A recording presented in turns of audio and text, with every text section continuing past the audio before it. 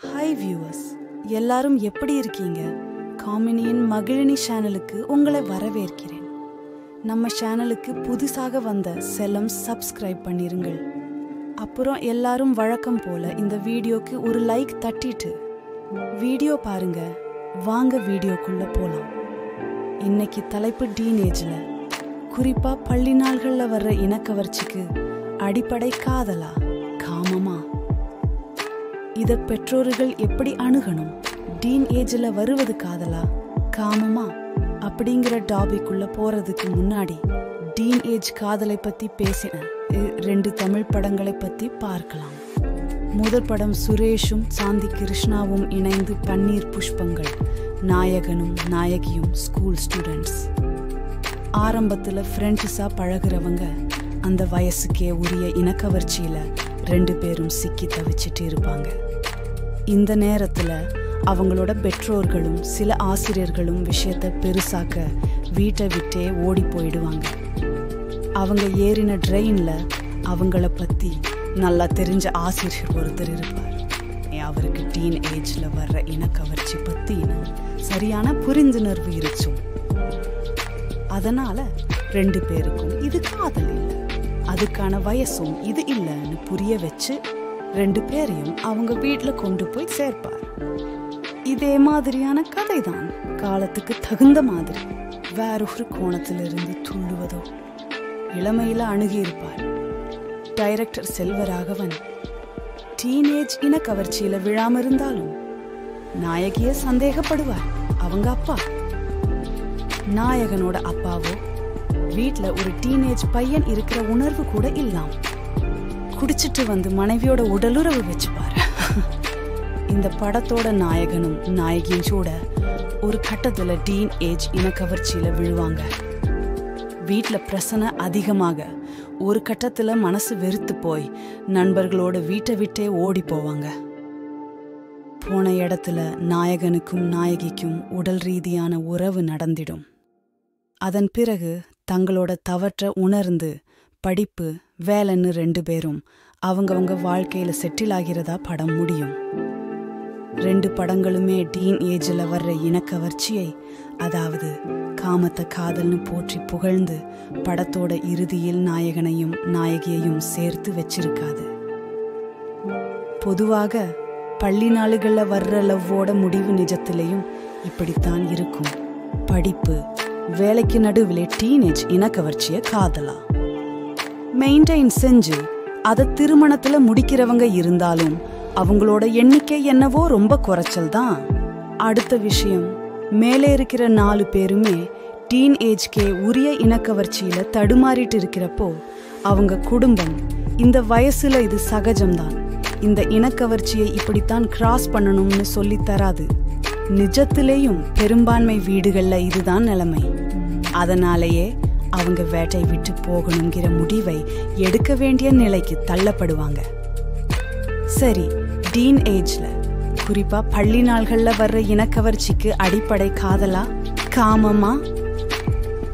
இதை பெற்றோர்கள் எப்படி அணுகணும்? ஹார்மோன்கள் சுரந்து உடலை இனப்பெருக்கத்துக்கு பக்குவப்படுத்துகிற வயசு டீன் ஏஜ். ஹார்மோன்கள் சுரப்பு அந்த பிள்ளைங்க உடம்புக்குள்ளேயும் வெளியேயும் நிறைய மாற்றங்களை ஏற்படுத்தும்.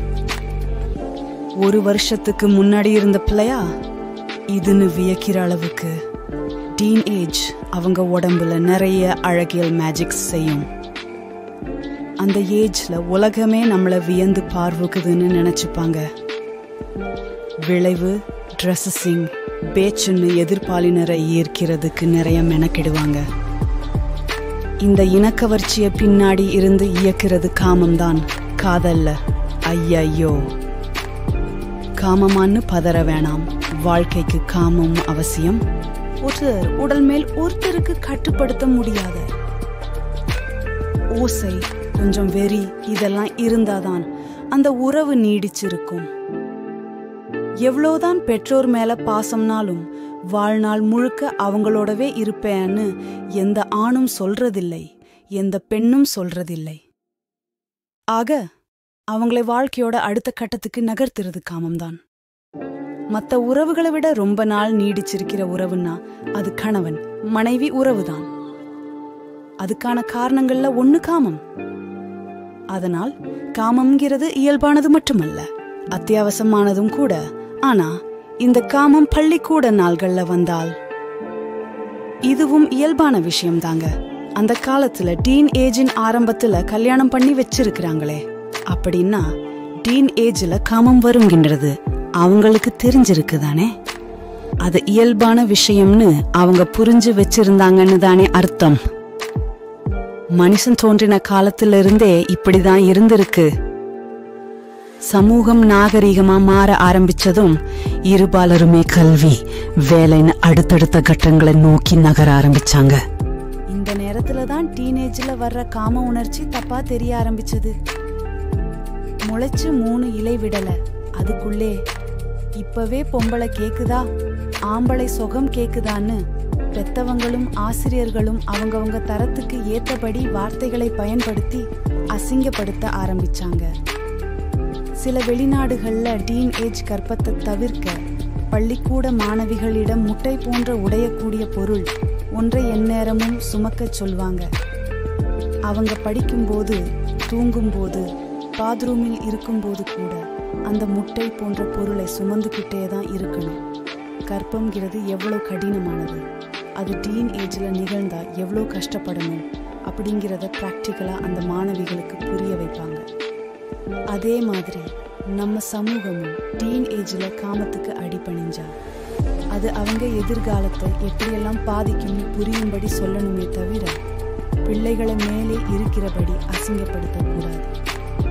சிலருக்கு இந்த காலத்திலேயும் டீனேஜ் பெண்களுக்கு பெற்றோரே கல்யாணம் செஞ்சு வைக்கிறாங்களே என்று தோணும். அது சம்பந்தப்பட்ட குடும்பத்தினரே தீர்மானிக்கிறதால அதை இங்கே யாரும் தப்பா சொல்றதில்ல, அவ்வளவுதான் என்கிறார். இந்த காலத்து டீனேஜ் பிள்ளைகள் சிலர் ரொம்ப அழகா தங்களோட காமத்தை கட்டுப்படுத்திட்டு படிப்பு, கரியர்னு கடந்துடுறாங்க. ஆனா இந்த மெச்சூரிட்டி காலேஜ் படிக்கிறப்போ வேணும்னா வரலாமே தவிர ஸ்கூல் படிக்கிற காலத்துல வர்றதுக்கு வாய்ப்பு ரொம்ப ரொம்ப குறைச்சல்.